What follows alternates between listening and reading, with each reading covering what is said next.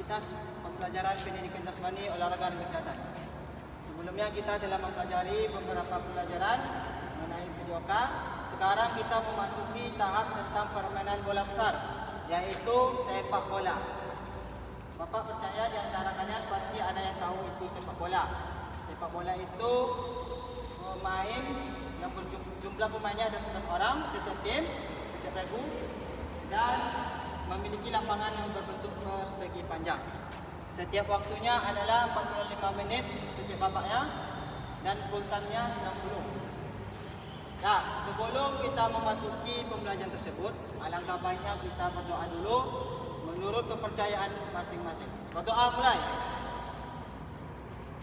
Berdoa selesai.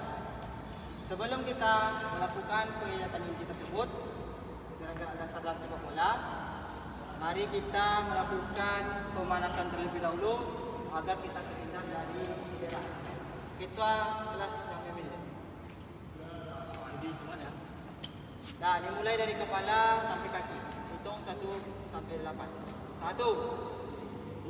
3, 4, 5, 6, 7, 8.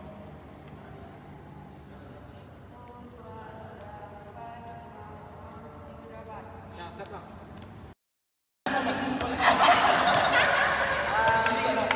Apa lagi?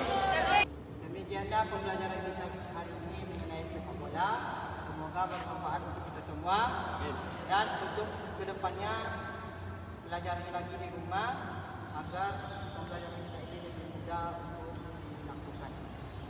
Mohon maaf apabila ada kekurangan kesalahan.